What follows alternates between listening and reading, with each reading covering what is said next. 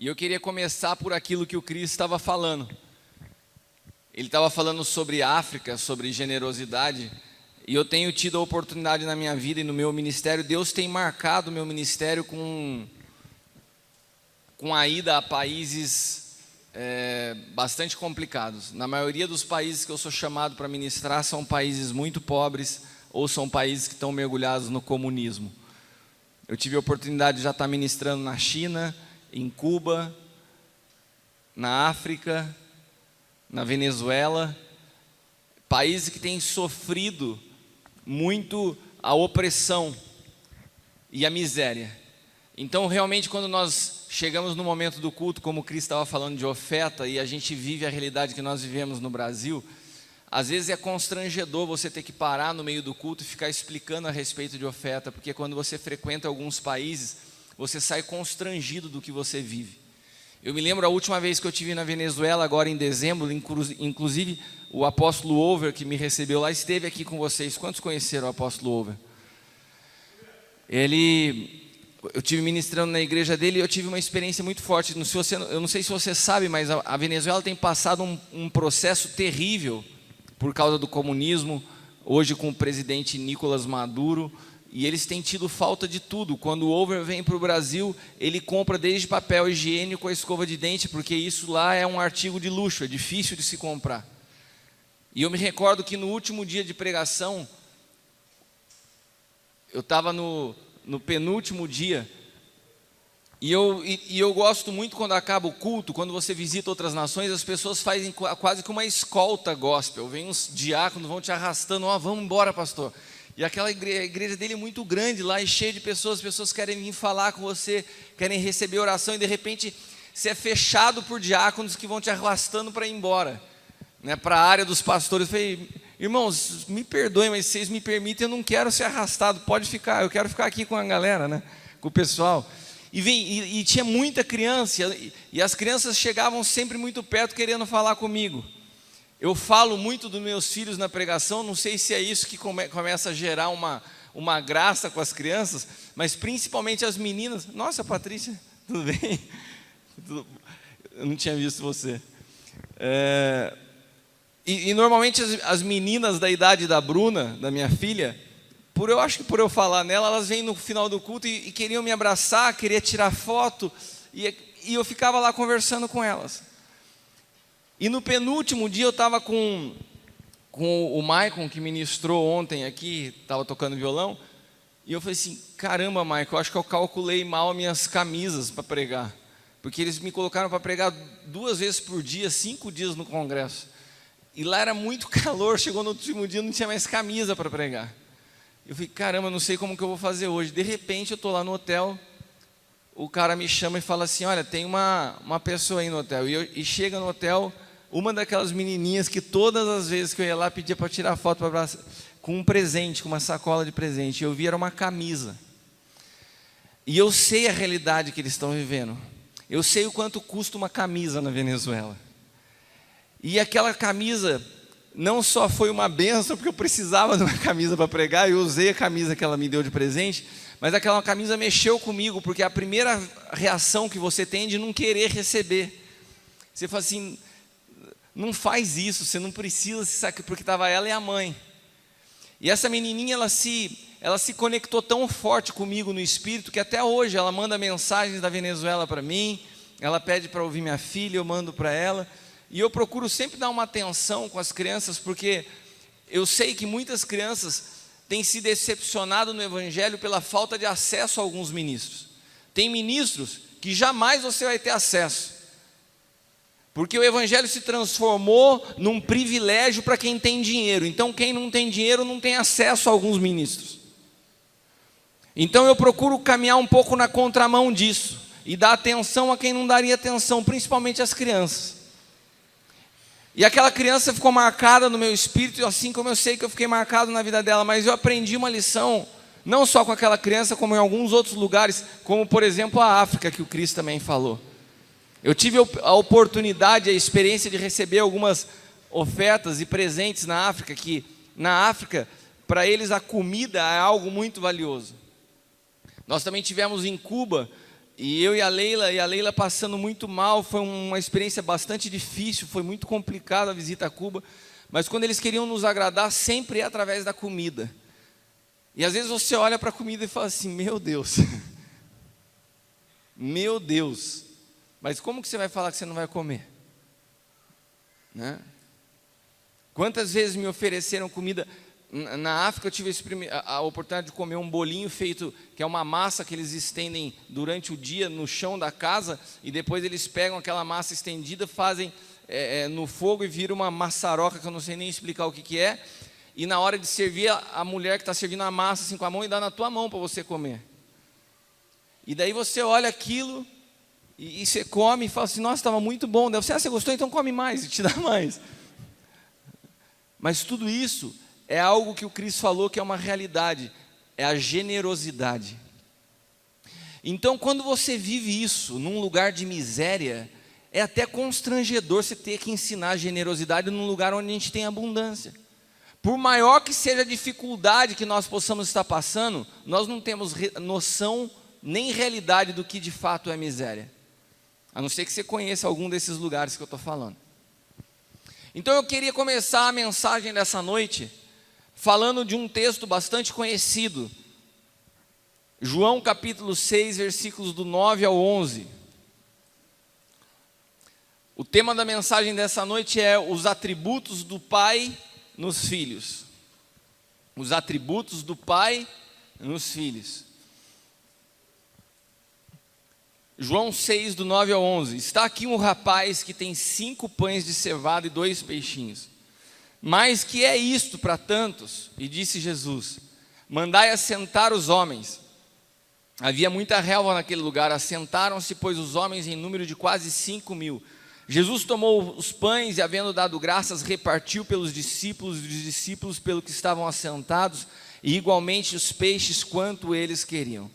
Amém? Esse texto é bastante conhecido, e tem algumas coisas que me chamam a atenção nesse texto. Primeiro, que Jesus estava vivendo uma situação como essas que a gente relatou, um lugar onde havia escassez, um lugar onde as pessoas tinham fome, um lugar onde não tinha alimento, eles já estavam ali há muito tempo, 5.000 homens, sem contar mulheres e crianças, e vem um jovem, um rapaz ou uma criança, o que se achar melhor, a Bíblia descreve como um menino, e ele traz 5 pães e 2 peixes, que era o lanche que ele tinha trazido para ele, e os discípulos falam assim, mas o que é isso para essa multidão?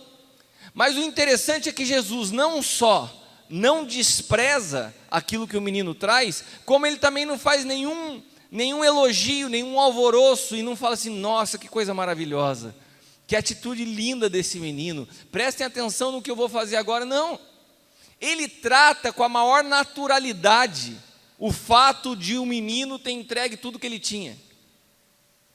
Sabe o que eu aprendi nesses anos caminhando com Cristo? Que a coisa mais natural para Deus, o que Deus tem de expectativa supernatural, não é nada de extraordinário, é que você entregue tudo que você tem na mão dele. Sabe, às vezes quando a gente entrega tudo que a gente tem, a gente fica se achando as pessoas mais espirituais do mundo. Fala, você não acredita a oferta que eu dei. Pode ser que você não fale isso, mas você pensa isso, nossa, nessa noite eu arrebentei com essa oferta. Nessa noite eu fui o cara, eu fiz o que ninguém faria. Quando você faz tudo que você pudesse fazer para Deus, não causa nenhum tipo de boa ou má impressão, é a expectativa que Ele tem a teu respeito. Alguém aqui nessa noite poderia ter ficado comovido com a atitude daquele menino e falar, não, rapaz, não vai dar, é tudo que você tem. Isso aqui não vai servir para ninguém, então fica com você. Jesus não só recebe, como não fica assustado. Porque um dos fundamentos, um dos princípios do reino de Deus é que nós precisamos entender que nós somos administradores, mordomos, de tudo que nós temos pertence ao Pai, nada é nosso. Então, Ele não se impressiona quando você entrega o seu tudo, porque o seu tudo é dele. Amém? Agora, o que Ele faz com o tudo que Ele recebe? O que Ele fez com os 5 pães? Diz a palavra que Ele partiu os pães e distribuiu à multidão. Tudo que você tem, que você entrega ao Senhor, a primeira coisa que Ele vai fazer é partir. Repita comigo: tudo que eu tenho, tudo que eu sou, quando eu coloco disponível ao Senhor, Ele vai partir. Quantos aqui já entregaram a sua vida ao Senhor? Quantos já foram partidos por Ele? Meu irmão, se você não foi ainda, eu quero te dar uma boa e uma má notícia. A boa notícia é que você vai ser partido por Ele. Isso é bom. E a má notícia é que ser partido por Ele dói. Não é uma coisa simples. A palavra de Deus diz que Ele, porque isso é um atributo do Pai. O Pai fez isso com o seu próprio Filho. Ele partiu Jesus por nós. Ele moeu Jesus na cruz por nós. Então, todos aqueles que querem seguir o seu Filho vão seguir o mesmo caminho, as mesmas pegadas que Ele deixou. Nós também seremos partidos, mas seremos partidos por um bom motivo, pelos outros. Tudo que Deus produz nas nossas vidas é para abençoar a outros. Essa é a visão do Pai. Quando eu sou partido, o que sai de mim é virtude. Quando eu sou partido, o que sai de mim é a própria essência de Deus. Por isso Deus nos parte, porque Ele quer arrancar de nós a Cristo. O melhor que Deus pode arrancar de mim e de você é Cristo. O melhor teu, quando você chega no melhor estágio espiritual da sua vida, para Deus é nada, porque o que Deus quer da tua vida é Cristo, não é você melhorado, é o Filho dele gerado em você. Amém? E para isso acontecer, Ele precisa te partir. E para partir você, Ele precisa te rasgar. E para te rasgar, Ele precisa de um elemento chamado cruz. E a cruz é um lugar que não é imposto a ninguém. A cruz é um lugar voluntário. Assim como Jesus não foi arrastado para a cruz, Ele falou: pode deixar que eu me entrego. Você também tem a disposição, o livre-arbítrio e a decisão única e exclusivamente tua de falar: eu vou. Eu quero ser partido. Ser partido por Deus é ser colocado nas mãos dEle para abençoar muitas pessoas. Aquele menino não tinha noção que aqueles 5 pães eram capazes e suficientes de alimentar aquela multidão de pessoas. Eu quero te dizer uma coisa, olha para quem está do lado e fala assim: estão falando de você. Está falando de você. Você não tem noção do quanto você é capaz de abençoar e influenciar pessoas. Você não tem noção do poder de multiplicação que existe e reside dentro de você. Você só vai ter a dimensão disso o dia que você for partido. Você está aqui? Você está entendendo o que eu estou falando? Nós não temos a dimensão do poder que nós temos de abençoar pessoas até que nós sejamos partidos. Aquele menino não tinha noção que aqueles 5 pães eram tão poderosos, até que foi entregue nas mãos do Senhor e foi partido por Ele. Se você quer permitir que Deus te use, quantas vezes nós cantamos: eis-me aqui, usa a minha vida, Senhor. A primeira coisa que você tem que fazer é a disposição de se entregar. E a segunda é de se render, porque Ele fatalmente vai te partir. Amém?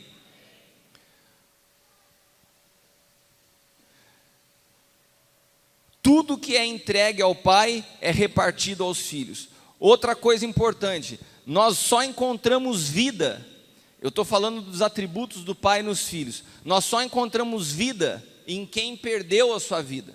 Abra também sua Bíblia comigo em Lucas capítulo 9, versículos 23 e 24.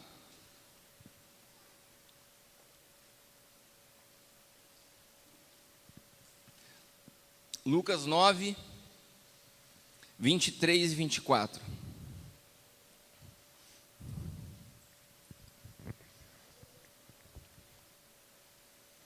Ontem nós estávamos falando aqui de Cristo, para quem não estava presente. Eu estava dizendo de uma experiência que eu tive na igreja semana passada. E ultimamente eu me transformei num pregador monotemático. A única coisa que eu falo é de Cristo.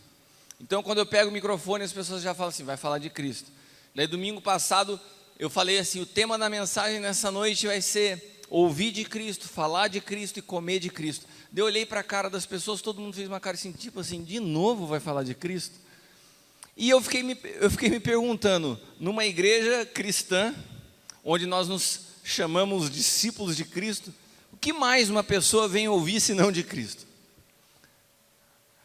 No que o Evangelho se transformou para que quando a gente fala que vai falar de Cristo, as pessoas murcharem a cara, de novo, não tem um tema mais interessante, não tem um tema mais atual, não tem uma coisa mais moderna, e vai falar de Cristo de novo. E daí eu me lembrei de uma história que a gente estava umas 2 semanas atrás com o Luiz Hermínio, e ele estava contando uma história que ele teve, uma experiência que ele teve na Índia, e eu contei até para o Cris, que é a história do Taj Mahal. Vocês conhecem o Taj Mahal, aquele mausoléu gigantesco que é uma das oitavas, está entre as 8 maravilhas do mundo, que está lá na Índia? Vocês já ouviram a história disso ou não? Então eu vou contar para vocês rapidinho, que tem a ver com o que a gente está falando aqui. Diz que o imperador, o rei da época, se casou com a princesa, era uma jovem muito bonita e muito nova. E depois que ele se casou com ela, depois de pouco tempo, essa jovem adoeceu e morreu. E esse rei era apaixonado por ela, ele sofreu muito com a morte da sua esposa, da rainha, tão nova e recém-casada. Então diz que ele resolveu construir um mausoléu, um lugar para que pudesse colocar os restos mortais da sua amada. E ele queria que aquilo fosse a maior obra do mundo, maior obra de arquitetura do mundo. Então ele contratou os melhores arquitetos da época, os melhores construtores, e começaram então a construir o famoso Taj Mahal. E foram construindo aquela obra que durou, alguns estudiosos falam que 50, outros falam que 60, enfim, durou muito tempo, não sei se 50, 60 anos. O que importa, na verdade, nessa história é a gente entender uma coisa: os arquitetos que projetaram aquela obra, quando essa obra terminou, já não eram mais vivos. Os caras que começaram a construir, os pedreiros, os serventes, as pessoas que começaram a ouvir aquela história, o desejo do rei, quando aquilo estava sendo terminado, já não existiam mais. E diz a história que nos dias da inauguração do Taj Mahal, o lugar que era o local onde seriam guardados os restos mortais, foi o último lugar a ser limpo. Eles estavam limpando, fazendo a limpeza geral no lugar para a inauguração. E quando chegaram naquele lugar, onde era o epicentro do negócio, tinham 3 pessoas, parece que reunidas, fazendo a limpeza. E viram então uma caixinha em cima de uma bancada de mármore. E uma falou para a outra: e aí, cara, eu imagino os caras limpando. Eu imagino a cabeça daqueles caras limpando. Um com a vassoura, outro cansado. Se fosse brasileiro, já estava meio assim, ó. Pô, tô cansado, né, cara? Já limpamos tudo isso aqui. E aí, o que é essa caixinha aqui em cima? Sei lá, cara, tá atrapalhando, joga fora essa caixinha. E pegaram e jogaram fora a caixinha. E aquela caixinha, ela continha as cinzas da rainha. Depois de 50 anos, tudo foi construído por causa daquilo. E na hora de inaugurar, cadê o negócio? Queriam matar os caras. Eles jogaram fora o motivo de toda aquela construção de 50 anos. Porque em algum momento se perdeu o entendimento do porquê aquilo foi construído. O tempo se passou, as pessoas mudaram, e eles perderam o entendimento do porquê estavam construindo aquilo. Nós vivemos hoje no Evangelho o mesmo problema que aconteceu no Taj Mahal. Se nós hoje estamos aqui, não é porque eu vim ministrar, não é porque o Cris é legal, não é porque tem uma igreja Petra em Pinda, é porque um dia alguém morreu por mim e por você, e esse alguém transformou a minha vida e transformou a história da sua vida. E quando a gente começa a esquecer o fundamento principal do Evangelho, nós corremos o risco de deixar para fora a essência dele, que é Cristo. E tem pessoas que estão se enchendo de tantas pregações, de tantos conteúdos, mas que não tem mais nada de Cristo. Algo foi sendo construído ao longo da história, que as pessoas hoje têm um distanciamento da figura de Cristo. Desconhecem a obra da cruz, desconhecem o que é o perdão dos pecados, o que é ter a oportunidade de morrer com Ele para experimentar a vida através dele. Eu não sei se você sabe, mas muitas das coisas que nós aprendemos de uma forma religiosa são verdadeiras, se é que posso dizer isso, são verdadeiras mentiras. Verdadeiras mentiras fica bom, né? Mas são mentiras. E que nós precisamos voltar para a palavra de Deus, para que nós não venhamos a perder o centro da nossa fé, que é Cristo. Se você ler a Bíblia de Gênesis a Apocalipse, você vai achar Cristo presente em todos os livros, porque o projeto de Deus sempre foi manifestar Cristo aos homens, foi manifestar o seu Filho através de cada um de nós. Se você vê Gênesis, você vê Cristo presente na criação. Se você vê Êxodo e se você vê Deuteronômio, você vai ver Cristo presente nas leis. As leis nada mais eram do que os atributos morais de Cristo descritos de forma prática para o homem falar assim, para o homem entender, é isso aqui que é Cristo. Porque Deus sempre escolheu se relacionar com o homem através de Cristo. E as leis eram apenas sombra que apontavam para Cristo. Então eu não sei se você sabe, mas a cruz, ela não é um ambiente substitutivo, mas ela é um lugar inclusivo. A cruz não preservou de você a tua morte, a cruz te incluiu na morte de Jesus. Você entendeu o que eu falei? Tem gente que fala assim, Jesus morreu para que eu não morresse. Não, meu irmão, você está enganado e você aprendeu de maneira equivocada. Ele morreu a morte que você não poderia morrer, e como você não poderia morrer, ele foi primeiro, mas ele te arrastou junto e falou assim, morre comigo, porque se você morrer em mim você vai ressuscitar. Então nós morremos com ele, para que com ele nós possamos viver. Então a cruz não foi uma preservação da sua vida, a cruz foi uma solução para aquilo que a sua morte sozinha era incapaz de produzir. Então nele nós morremos, juntamente com ele, para que através dele nós possamos ter vida. Então por isso que Lucas capítulo 9, versículos 23 e 24 diz assim, e dizia a todos, se alguém quer vir após mim, negue-se a si mesmo, tome cada dia a sua cruz e siga-me. Porque qualquer que quiser salvar a sua vida, perdê-la-á. Mas qualquer que por amor de mim perder a sua vida, esse a salvará. Amém? Esse versículo está na tua Bíblia aí também. Vamos lembrar dessa história que Jesus fala. Isso aqui Jesus falou para os seus discípulos. Será que os discípulos ouviram a Cristo quando ele ensinou isso? Olha, vocês querem ganhar a sua vida, então vocês precisam perder. Se vocês perderem as suas vidas, daí vocês encontram, mas se vocês tentarem preservar, vocês vão se lascar. O que aconteceu? Todo mundo ouviu isso, os 12 ouviram isso, e eles tinham uma expectativa, porque todos eram judeus, eles tinham uma expectativa. Eu não sei se vocês viram, hoje saiu uma notícia que depois de 2000 anos os judeus voltaram a sacrificar animais. Saiu hoje naquele Gospel Prime. Estão sacrificando animais hoje, até hoje estão esperando pelo Messias. Mas o que aconteceu com esse povo que foi ensinado desde os primórdios da criação? Foram ensinados, foram direcionados, foram preparados para ouvirem, para receberem o Messias, e quando o Messias vem, eles não reconheceram. Parece que às vezes a gente olha para os judeus e fala, esses caras são muito cabeça dura, mas às vezes a gente se esquece que como igreja, muitas vezes a gente está fazendo a mesma coisa. Nós não temos o conhecimento e o entendimento do que é carregar Cristo dentro de nós. Nós desconhecemos o fato do que é ser morada de Deus. Nós não sabemos o que é isso. Nós desconhecemos o que é novo pacto, que de novo não tem nada, tem mais de 2000 anos. Paulo fala isso em 2 Coríntios capítulo 3, versículo 6.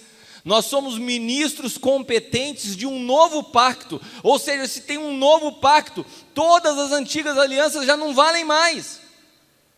Esses dias eu estava fazendo uma analogia sobre isso na igreja. Eu estava explicando para a igreja a respeito do novo pacto, e eu contei para eles uma conversa que eu estava tendo com o Caio dentro do carro. Eu falei, filho, você entendeu o que são essas ministrações de novo pacto? Ele falou, pai, mais ou menos. Eu entendi que a gente com o Espírito Santo de Deus é que nem café com leite. O Espírito do homem se mistura com o Espírito de Deus e a gente passa a ser um só. Eu falei, mas eu vou te explicar o que é novo pacto. Daí eu dei um exemplo para ele no carro. Falei, vamos supor que você hoje, com seus 12 anos de idade, resolva, a gente decida atribuir um salário para você, uma mesada para você fazer tarefas dentro de casa.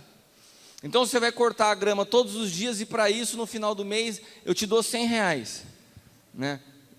Beleza? Beleza. Então a gente passa isso por um tempo.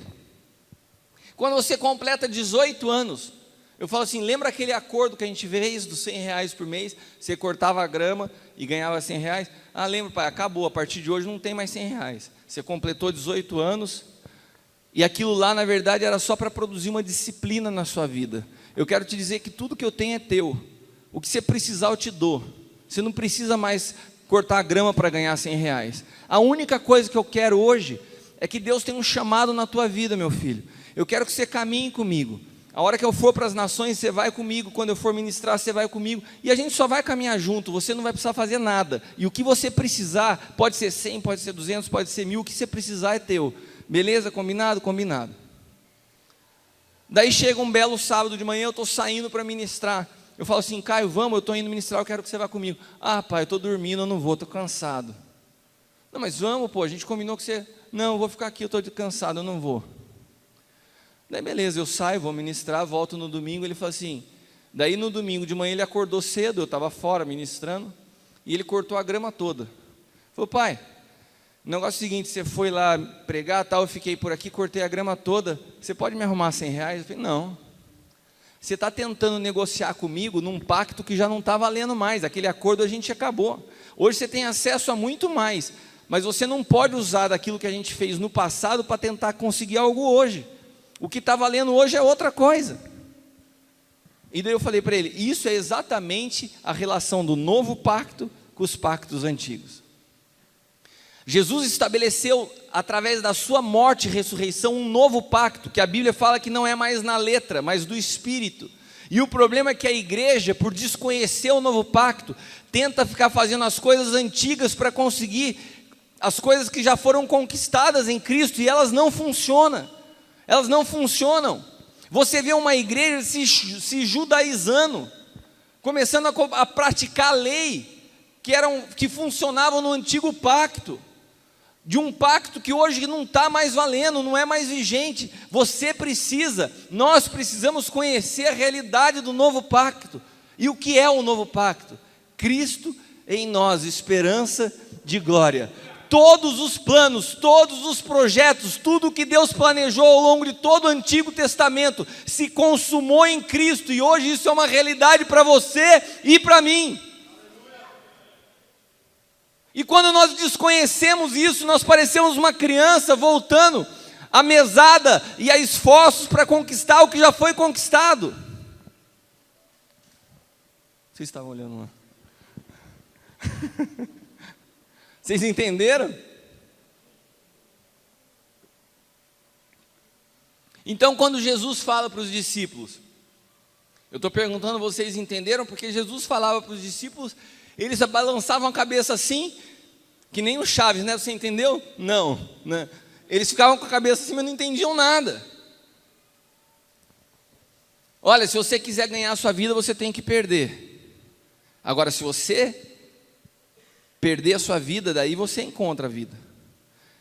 Os discípulos todos ouviram isso, mas como eles, como bons judeus, eles tinham uma expectativa de um rei, de um reino natural, de um imperador, de um libertador da nação, de um libertador político, eles se decepcionaram muito quando eles viram Jesus indo para a cruz.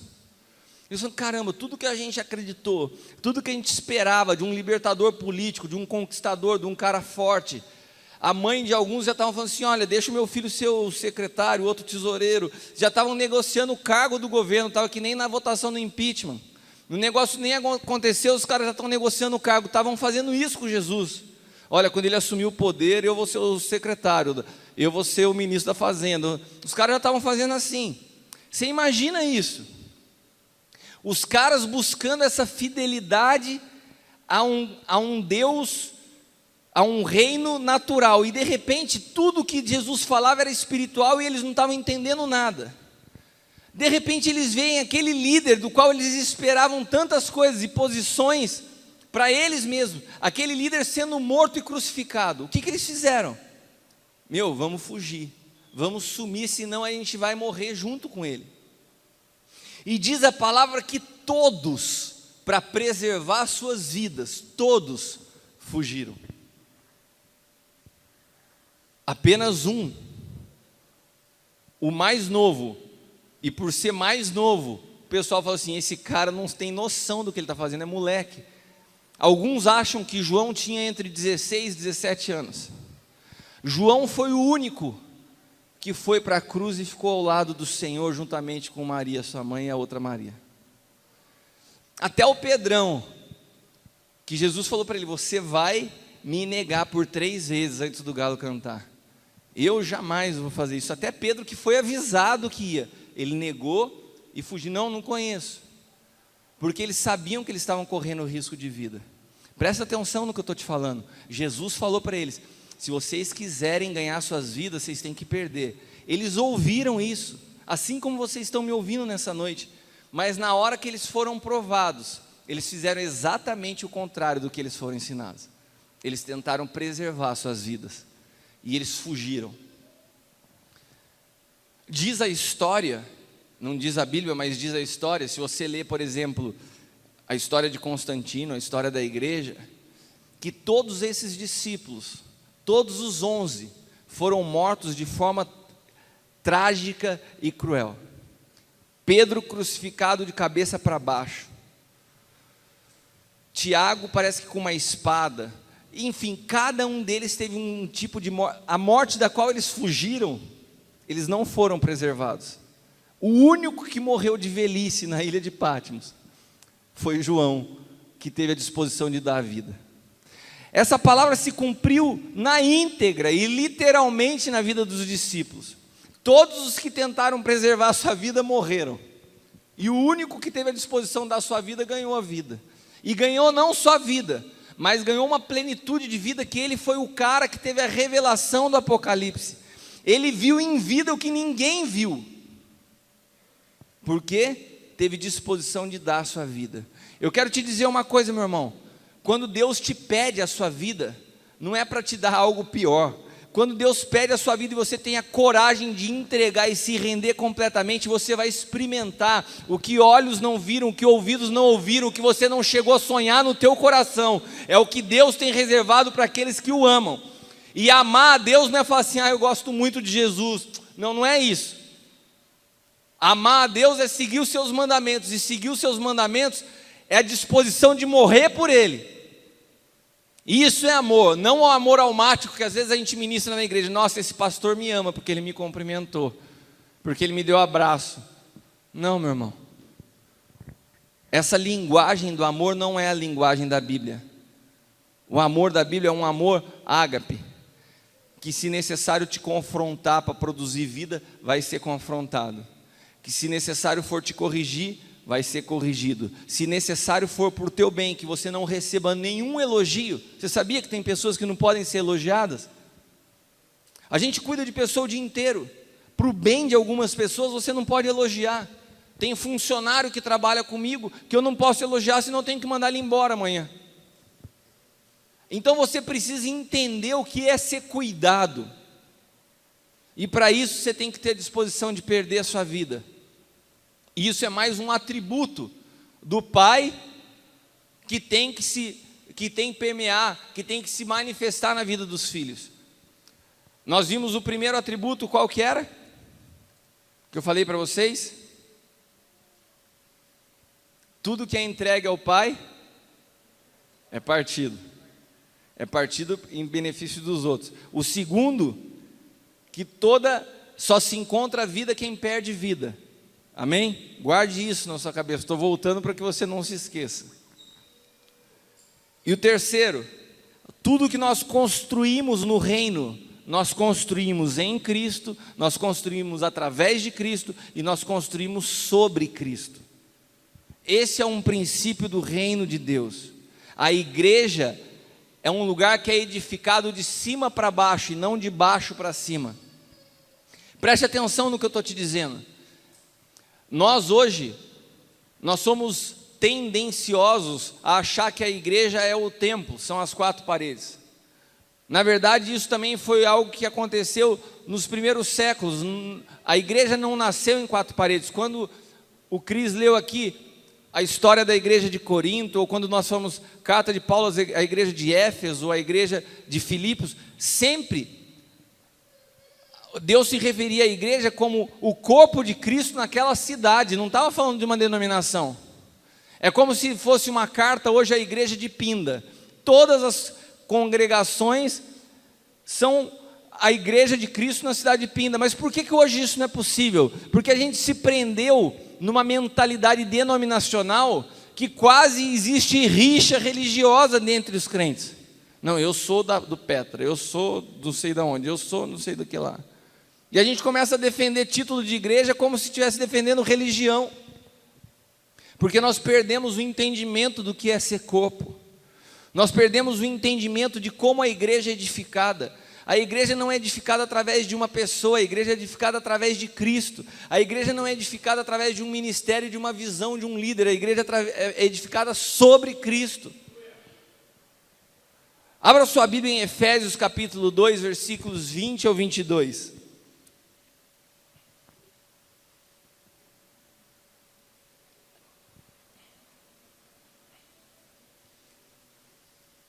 Efésios 2, 20 ao 22.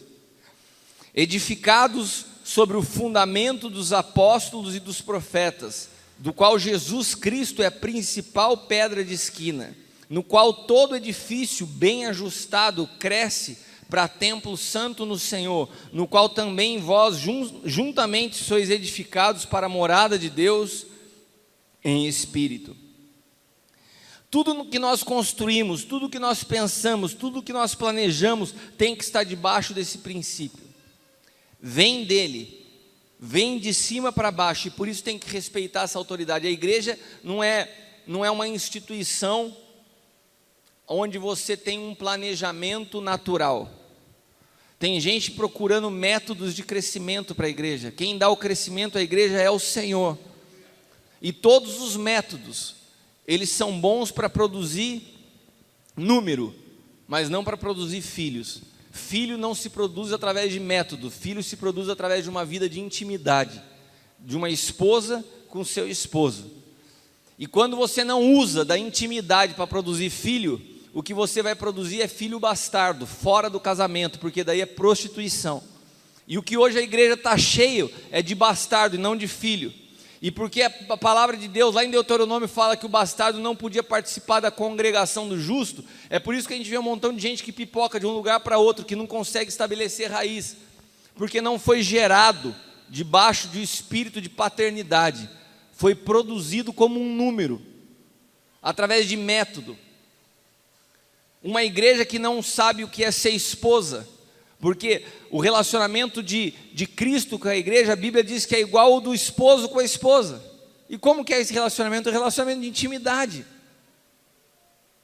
E nós, como igreja, esposa de Cristo, que recebemos a Cristo, somos um só com Ele, produzimos filhos através dessa intimidade, e não através de métodos. Então a igreja tem que ser um lugar de filhos, de filhos que reconheçam a autoridade de um pai apostólico. O oposto disso é o espírito da Babilônia. Babel, a igreja é construída de cima para baixo, Babel é de baixo para cima. A igreja é construída através de pedras vivas, da qual a principal pedra angular se chama Cristo. Babel é construído através de tijolos. Existe uma grande diferença entre pedra e tijolo. As pedras, eu não sei se você já viu, pedras grandes, construções antigas, pontes que são feitas de pedra. Elas têm que se encaixar, e como elas são completamente sem forma, elas têm que ser lapidadas para que uma possa se moldar perto da outra. Olha para quem está do teu lado e fala assim: você tem que ser lapidado para sentar do meu lado. Você tem que ser lapidado para conviver comigo. Amém? Isso é a igreja formada de pedras. edificada sobre a principal pedra, que é Cristo. E qual que é a diferença de Babel? Babel era feito de tijolo. Você sabe qual que é a diferença da pedra para o tijolo? O tijolo é tudo uniforme, o tijolo é tudo padronizado, o tijolo não precisa ser lapidado. Hoje nós temos, eu estou te falando algo que você, com o discernimento espiritual que Deus te deu, você vai saber olhar ao teu redor e separar a diferença de Babel e a diferença do que é a igreja. Todo lugar que é planejado, pré-concebido, pré-formatado, onde todo mundo parece um bando de robô e ninguém é cuidado de forma individual, está se assemelhando mais a Babel do que a igreja. A igreja é um lugar de ser lapidado. A igreja é um lugar onde você vai ter alguém que vai pisar no seu dedão. A igreja vai ser um lugar onde vai ter pessoas que vão, através do seu temperamento, moldar o teu caráter. E quando isso acontecer, não fuja da igreja. Esse é o lugar onde nós somos tratados. Se você quiser um lugar onde ninguém se mexe, ninguém se mete com a tua vida, onde tudo é bem concebido, pré-formatado e cresce de uma maneira bastante rápida, porque o tijolo é produzido no forno, você faz umas fornadas e vai dando um montão de tijolo. Isso é Babel, isso não é igreja. A igreja dá trabalho, porque cada pedra é lapidada individualmente, e a construção é de cima para baixo. O projeto vem de cima para baixo. Babel é de baixo para cima. Babel é uma construção humana tentando chegar no céu. A igreja é um modelo divino que está tentando tocar a terra. Está tentando não, deixa eu me corrigir. É um modelo divino que está governando sobre a terra. O governo de Deus na terra é através da igreja. Amém? Olha para quem está ao teu lado e fala assim: somos nós, eu e você somos igreja. Abra sua Bíblia em Romanos capítulo 6, versículo 16. Não sabem que quando vocês se oferecem a alguém para lhe obedecer como escravos, tornam-se escravos daqueles a quem obedecem, escravos do pecado que leva à morte ou da obediência que leva à justiça. Se nós entendemos que a igreja é um lugar estabelecido por Deus, que na igreja Deus estabelece autoridade, que na igreja Deus estabelece paternidade, que na igreja Deus nos ensina princípios de obediência, nós precisamos entender uma coisa: nós nos oferecemos para obedecer por livre opção. Diz a palavra: não sabem que quando vocês se oferecem a alguém para lhe obedecer como escravos, tornam-se escravos daqueles a quem obedecem. Hoje nós somos escravos de Cristo voluntariamente, amém? Os escravos da orelha furada, nós voluntariamente nos apresentamos para servir ao Senhor. Ele é o nosso Pai, Ele é o nosso amado, Ele é o nosso irmão mais velho, mas nós sabemos que nós servimos a Ele como escravos. Nós nos rendemos à sua vontade, nós nos submetemos a Ele em todas as coisas. E quando nós estamos dentro daquilo que é o seu corpo, que é a igreja, da qual Ele é o cabeça, nós entendemos que Ele estabelece alguns princípios de autoridade. E quando nós nos sujeitamos a esses princípios de autoridade, nós estamos nos sujeitando ao próprio Deus, porque toda autoridade é constituída pelo próprio Senhor. E quando nós somos governados por algo, a nossa boca se enche para falar daquilo que governa as nossas vidas. Eu vou te explicar. Você já sentou para conversar com alguém que passa ano, entra ano, você pergunta para como que você está? Ai, irmão, misericórdia. Os meus problemas parece que não acabam, né? É corrente daqui, é oração de lá, e a pessoa está sempre metida em problema, e você senta para conversar, é sempre aquela murmuração, é sempre reclamação, os problemas parece que tomam conta da vida da pessoa. Isso, quando você ouve uma pessoa falando com tanta ênfase dos problemas, é sinal de uma coisa: ela está sendo governada pelos problemas, se torna escrava dos problemas, porque nós falamos através daquilo que somos governados. Eu até gosto quando falam que eu perdi um pouco a criatividade, que eu me tornei um pregador monotemático, que só falo de Cristo, porque de fato eu falo daquilo que governa a minha vida, e eu tenho vivido muitos problemas, mas se você sentar comigo e não ficar insistindo muito, você não vai me ouvir falar dos meus problemas, porque eles não governam a minha vida.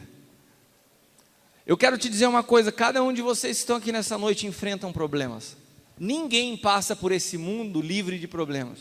O próprio Senhor nos disse: no mundo tereis aflições, mas tende bom ânimo, eu venci o mundo, vocês também vão vencer. Nós temos uma promessa dele de vitória. A grande diferença é conduzir as nossas vidas focado nos problemas que são circunstanciais e temporários, ou focados nele. Aquilo que te governa é do que a tua boca se enche para falar. Você fala mais de Cristo ou você fala mais dos teus problemas? Quando você ora ao Senhor, você ora agradecendo a Ele pela vida que você tem em Cristo, ou você passa o tempo inteiro na presença de Deus reclamando dos teus problemas e da tua vida? Sabe, esses dias eu ouvi um aconselhamento de um casal que me chamou muita atenção. Uma esposa que começou a reclamar do marido e falou assim: ele não faz nada para mim, ele não faz nada para mim, tudo que eu faço é por ele, mas ele não faz nada para melhorar para mim. E começou uma reclamação, uma insatisfação. E eu quero te dizer uma coisa, meu irmão: a vida, quando ela é olhada por uma ótica fora de Cristo, tudo é motivo para você reclamar, tudo. Você vai ter problema no teu casamento porque você vai achar que o teu esposo ou a tua esposa não atendem às tuas expectativas. Você vai ter problema com os teus filhos porque você vai achar que os teus filhos sempre estão aquém daquilo que você gostaria que eles fossem. Você vai ter problema com o seu trabalho porque você vai achar sempre que você ganha menos do que você merece, porque os teus olhos não estão em Cristo.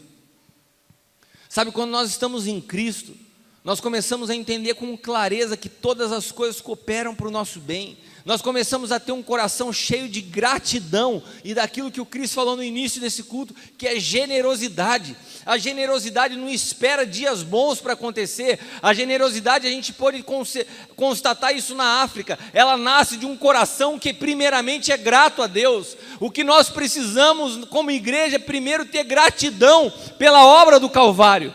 Quando nós reconhecemos que Ele já fez tudo por nós, nós não esperamos dias melhores para nos tornarmos felizes. Nós podemos ser felizes hoje. Olha para quem está do teu lado e fala assim: o Senhor quer que você seja feliz hoje. Esse é o dia que o Senhor nos fez, nele eu me alegrarei. Aleluia! Pô, você vai aplaudir o Senhor, você aplaude. Se for para mim, tá bom, mas para Ele...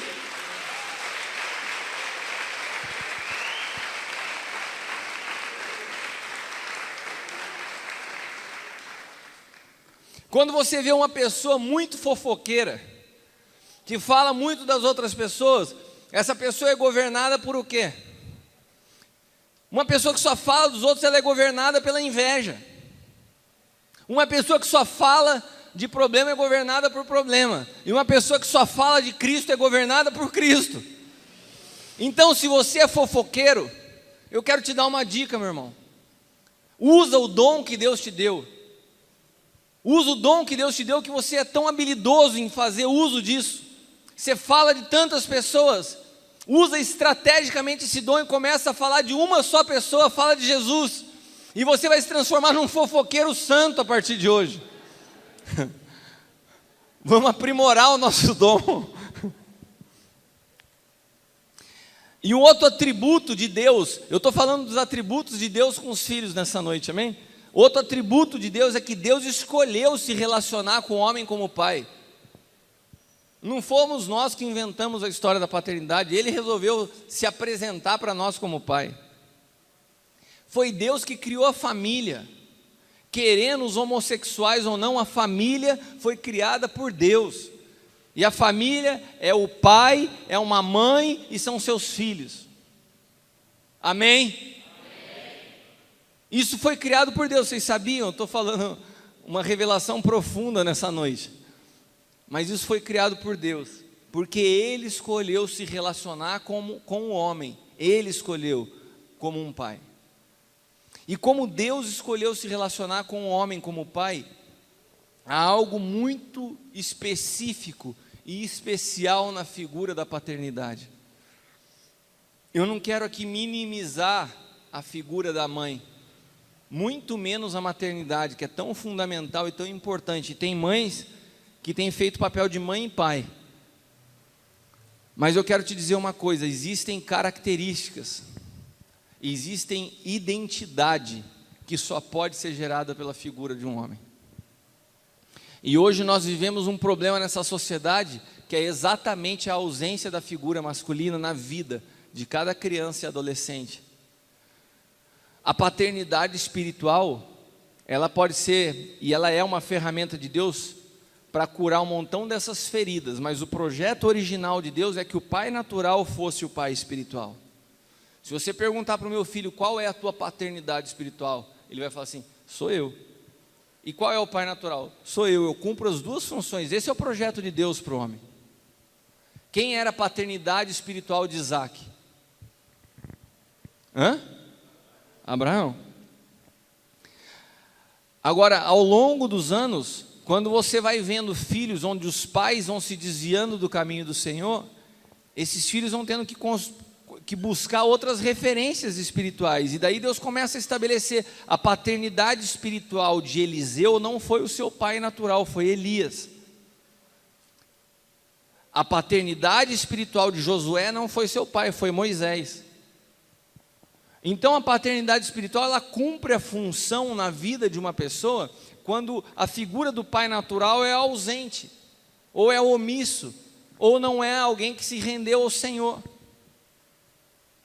Olha que interessante, meu pai hoje, meu pai natural, ele serve a Deus, mas ele conheceu a Jesus junto comigo. Então o meu pai espiritual é o meu sogro, e meu pai natural, na verdade hoje eu estabeleço mais paternidade sobre ele do que ele sobre mim. Eu oriento ele, eu explico para ele as coisas da Bíblia mais do que ele para mim. Eu estou te falando isso para que você entenda que Deus estabeleceu isso como um princípio. Ele estabeleceu se relacionar com o homem através da paternidade. O assunto paternidade é muito mais que a figura de uma pessoa. Paternidade é uma unção que está sendo restaurada nessa geração. Por muito tempo, a igreja se resumiu à figura de um homem que era o pastor, que pregava, que cantava, que ensinava, que fazia tudo, e que era impossível cuidar individualmente das pessoas. Mas quando a igreja nasceu, não era assim. Primeiro porque não eram em templos, eram em casas. E as pessoas eram cuidadas individualmente. Depois, quando em Constantino começam a se fundir igreja e Estado, e começam a se colocar os templos, as pessoas começaram a transformar o cristianismo num lugar que eles frequentavam uma vez por semana, mas não eram mais cuidados, a figura da paternidade se ausentou.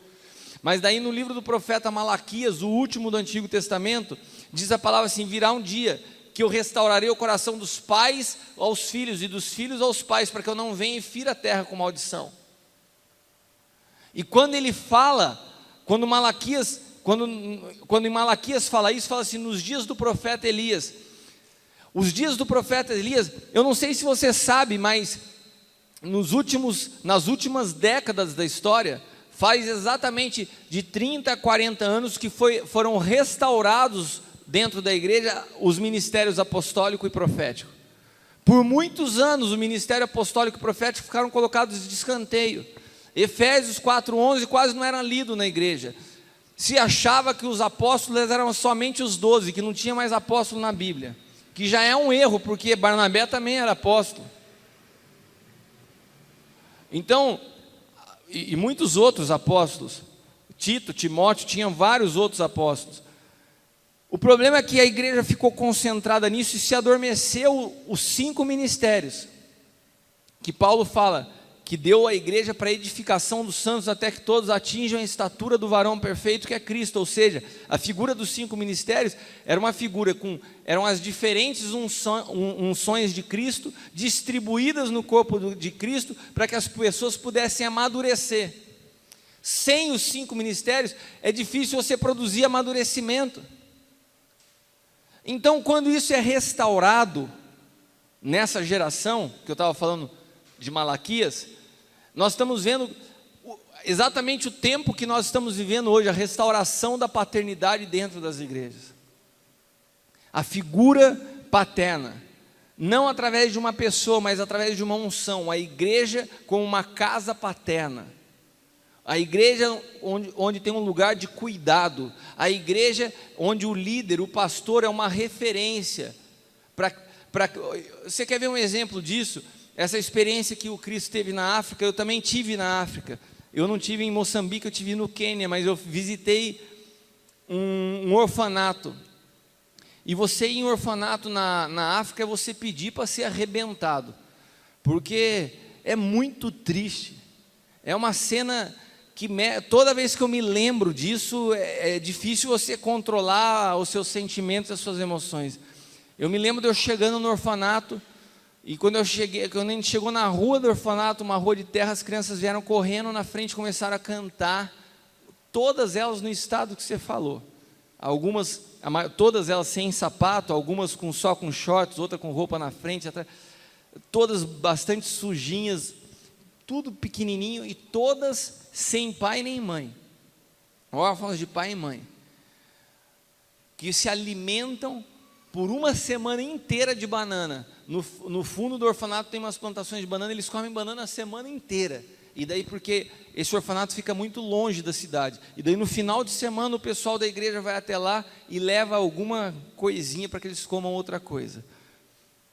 Você imagina o que é isso? Daí você chega nesse lugar, vem essas crianças naquele estado, todas sorrindo, te abraçam, senta no seu colo, quase te pedindo, me leva para casa, e começa a cantar assim, hoje é um dia feliz, porque Jesus está aqui, porque você veio nos visitar, seja bem-vindo, vai uma musiquinha assim. Eu já não conseguia nem falar, eu soluçava de tanto chorar, né? Eu sou muito emotivo com essas coisas. Eu estava falando para a Leila agora no carro, não sei o que eu falei para ela, eu falei assim, nossa, eu estava sentindo tão... de um filme que eu vi, ela falou assim, mas você também, qualquer coisa, até na propaganda do Gelol eu choro, mas as criancinhas lá da África, cara, aquilo lá mexeu pra caramba comigo. Mas a gente não precisa ir para a África. Se eu pegar hoje o ministério da qual nós fazemos parte, o Ministério Sonho de Deus lá em Taubaté, cada adolescente que chega lá, cada jovem, cada menina que chega lá, que o pai, que era a figura de proteção, foi o cara que abusou sexualmente, que o pai, que era a figura para apresentar a Deus, porque a primeira referência que nós temos de Deus na nossa vida é o nosso pai, você sabia? Quando você ouve a voz do pai, quando você ouve a correção do pai, o projeto de Deus para a família é que o filho entenda, Deus é assim. E quantas pessoas a gente tem cuidado todos os dias, aqui em Taubaté, não na África, que são completamente destruídas pela figura paterna. Pais que não souberam dar amor, pais que transformaram a correção em verdadeiros castigos e quase que atrocidades, pais que se omitiram, pais que não foram presentes, pais que levaram. Essa semana eu conversei com um jovem que o pai levou ele com 8 anos num prostíbulo, com 8 anos de idade. A iniciação dele foi feita pelo pai num lugar desse, com 8 anos de idade. Sabe o que você tem que restaurar numa pessoa dessa hoje, já com seus 20 e poucos anos? A figura paterna, para que ele possa compreender a mente de Deus. Se você está na igreja hoje e não conhece a mente de Deus, é impossível se relacionar com Ele. Sabe, quando você vê Jesus operando milagres, as pessoas ficam falando, por que não existem tantos milagres hoje em dia? Jesus não operava milagre para respaldar o seu ministério. Jesus não operava milagres para que as pessoas pudessem ter uma vida melhor, não era isso não. Os milagres eram só uma maneira dele glorificar o Pai. Porque o projeto todo de Jesus na face da terra foi glorificar o Pai, e o Pai era glorificado no Filho. Sabe o que eu quero te dizer isso hoje? Que esse princípio de Deus não mudou, que o Pai continua sendo glorificado no Filho. Por isso a igreja é um lugar onde nós temos que levantar os nossos filhos espirituais, porque se o nosso ministério tem respaldo é quando os filhos são glorificados. Não são os números, não é multiplicação, não é uma quantidade de gente vazia abarrotando a igreja, não são filhos. E cada um dos filhos dessa casa, um dia o pai dessa casa, A autoridade espiritual dessa casa vai prestar conta diante do Senhor. Igreja não é um lugar para você encher que nem estratégia de empresa, vamos multiplicar. Não, você tem que entender a responsabilidade com cada pessoa que entra num lugar desse.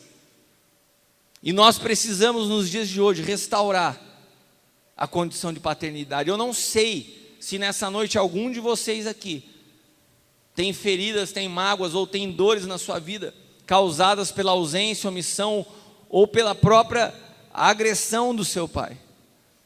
Eu queria te convidar nessa noite a perdoar o seu pai, porque pode ser que muitas vezes ele não soubesse o que estava fazendo. Nós não estamos aqui para fazer uma sentença contra os pais. A maioria dos erros dos nossos pais foi por desconhecimento. Agora você não precisa carregar isso para o resto da sua vida. Se você começa hoje liberando perdão ao seu pai, você começa a produzir cura na sua alma, e você começa a reestabelecer um princípio para que isso não se repita na sua família. Você está entendendo o que eu estou falando? Isso é um atributo de Deus, se relacionar com o homem através da paternidade. Deus se apresenta como pai. Agora, se você não tem a tua alma curada, com entendimento ao teu pai natural, quando você ouve a palavra pai, e você vai se relacionar a Deus como pai, se isso não está muito bem resolvido dentro de você, você nunca vai entender quem é Deus na tua vida, meu irmão. Você nunca vai se submeter numa igreja que fale de paternidade espiritual, porque a palavra paternidade na tua vida vai produzir dor. E você não deve fugir disso, você deve ir em direção a isso para que você possa ser curado.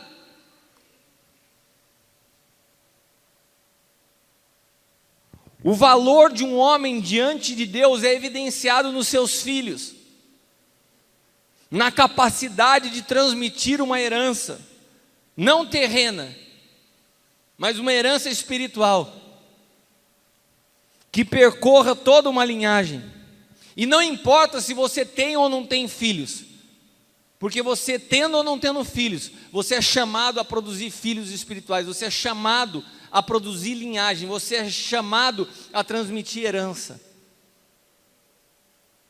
Se você é casado ou solteiro, essa palavra se aplica no espírito. Porque grande parte dos problemas vivenciados pelos filhos se origina na vida dos pais, no ambiente familiar. Inúmeras pesquisas feitas no Brasil mostram que a incoerência, que a traição, que os vícios, que o divórcio, que todas essas coisas que acontecem dentro do ambiente familiar influenciam diretamente no comportamento das crianças, produzindo iniciação sexual precoce, dificuldade no aprendizado na escola, medo, insegurança, agressividade, pornografia. Tudo isso que às vezes você vê hoje de adolescentes vivendo de uma maneira assustadora, é consequência da ausência de um casamento estabelecido em Cristo. Por isso que dentro da igreja, quando a gente trata o assunto de namoro, de noivado e casamento, é algo muito sério. Nós não estamos tratando só da sua vida, mas de toda uma linhagem que vai sofrer as consequências depois. Eu costumo dizer que depois de aceitar Cristo, a decisão mais séria na vida de uma pessoa é escolher com quem vai se casar. Eu sei o desafio que é educar meus filhos. Num lar onde eu posso falar para você de púlpito, para quem está me assistindo, com a minha esposa na minha frente. Nós estamos juntos há 20 anos. 19 anos. Nós temos um relacionamento maravilhoso. Foram 3 anos entre namoro e noivado. Eu conhecia Jesus, eu resolvi investir na minha vida, no meu casamento. Eu tive 3 anos onde nós não vivemos um namoro no padrão bíblico. Nos casamos e construímos toda a nossa vida em Cristo. Eu não vou falar para você que a gente não briga, porque seria, mas briga é uma palavra até pesada. Eu acho que tem pequenas discussões, mas eu posso falar para você que a gente tem um relacionamento, eu considero aos meus olhos perfeito. Eu acho uma palavra forte, mas eu acho que é perfeito. A Leila, na verdade, é a base de toda a minha vida com Deus. Eu sei exatamente o que a Bíblia fala de ter uma ajudadora. A palavra ajudadora, que a Bíblia se refere à mulher, ela está ligado ao original da palavra paráclito, que é a mesma palavra do Espírito Santo. Você sabe o que é isso? Mulher, você foi chamada para ser na vida do seu marido parecido com o que o Espírito Santo produz na vida do homem, que ajuda, que aconselha, que conforta, que consola, que apoia. E eu posso falar para vocês aqui na frente de todo mundo, a Leila tem sido essa pessoa na minha vida. Se eu tenho conseguido suportar os dias difíceis é por ter uma esposa que de fato cumpre aquilo que é o seu papel diante da palavra.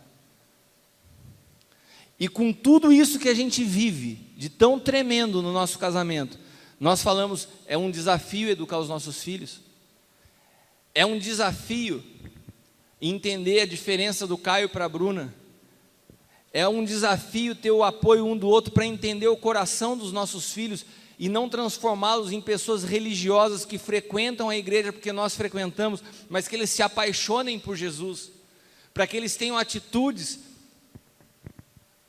por decisão própria, não quando nós estamos vendo. Nós conhecemos pais e mães solteiras e a gente sabe a luta que é educar uma criança. Se nós juntos, numa família estruturada, onde Cristo é o centro, nós sabemos a luta que é, eu imagino o que é uma família, onde há separação, onde o filho não sabe no final de semana se vai ficar com o pai ou com a mãe, a dor, o conflito que isso gera. Eu quero te dizer uma coisa, meus irmãos, nós como igreja temos uma responsabilidade muito séria. Nós temos que ser o porto seguro para essa geração que está morrendo. Nós temos que ser o porto seguro para uma geração de órfãos de pais vivos. Nunca se teve na história tantas pessoas sem o nome do pai no RG. Você sabia disso? Nós somos a geração com o maior número de pessoas que não tem o nome do pai no RG. E isso é uma estratégia do inferno, porque uma criança sem a figura do pai é uma criança sem identidade amanhã. E nós como igreja podemos gerar identidade nessas pessoas em Cristo, através da paternidade espiritual. Então não bata, não reclame, não questione um assunto que é tão sério para Deus. Paternidade espiritual não é manobra de manipulação dentro da igreja. Paternidade espiritual é um cuidado de Deus com o homem. Tem pessoas que não entendem e criticam aquilo que não entendem.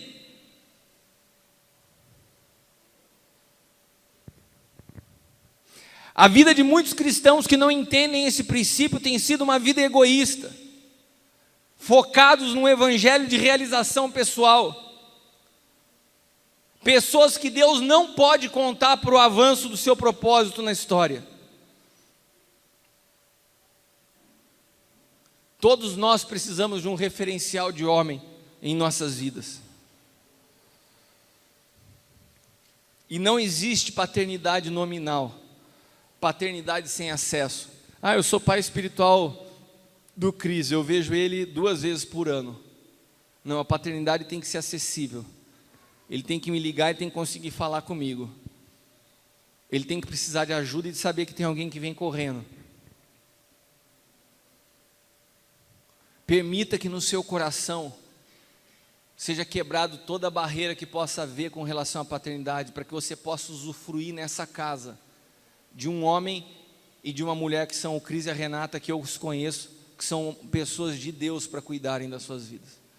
Não viva como uma ovelha, viva como filho. Vocês não estão aqui para ser cuidados como gado, vocês estão aqui para ser cuidados como filhos. Esses dias o Lincoln, o pastor Lincoln lá do reino, que também é um filho espiritual, ele me ligou e fez uma pergunta, falou assim: apóstolo, até que ponto eu posso ir na vida de um filho? Quando eu vejo que uma pessoa está indo quebrar a cara, o que eu posso fazer se ela não me abre o coração? Eu falei: você só pode entrar na vida de um filho até onde ele permita que você entre. Então eu estou te dizendo algo, meu irmão, não traga o problema quando já aconteceu. Abra o teu coração, usufrua do fato de você ter numa casa que entende o que é paternidade, que está disposto, está dando a sua vida para cuidar de vocês. Eu quero te dizer uma coisa para finalizar nessa noite. Se você permitir que na sua vida seja gerado um coração de filho, a sua perspectiva de Deus como Pai será totalmente transformada. Se o teu coração de filho for sarado, a sua visão de Deus como Pai vai ser transformada. Você entende o que eu estou te falando? Amém? Nessa noite foi importante passar para vocês esses 4 atributos de Deus no relacionamento com o homem. Primeiro, tudo que você entrega a Ele, Ele vai partir em favor de outros. Segundo, entrega a sua vida, porque quem entrega a sua vida a Ele, quem perde a sua vida, esse vai encontrar a vida. Se você continuar tentando preservar a sua vida, daí você corre o risco de perder. Mas se você perder para Ele, e por falar nisso, ontem a gente falou bastante sobre o Evangelho, a importância de aprender a perder. Amém? Quantos estavam aqui ontem, lembram-se disso? Entenda o princípio da paternidade na tua vida. Restaure isso, permita que Deus cure essa área no seu coração, para que você possa, como filho, restaurado no coração de filho, também aprender a ser um bom pai. Vamos nos colocar de pé.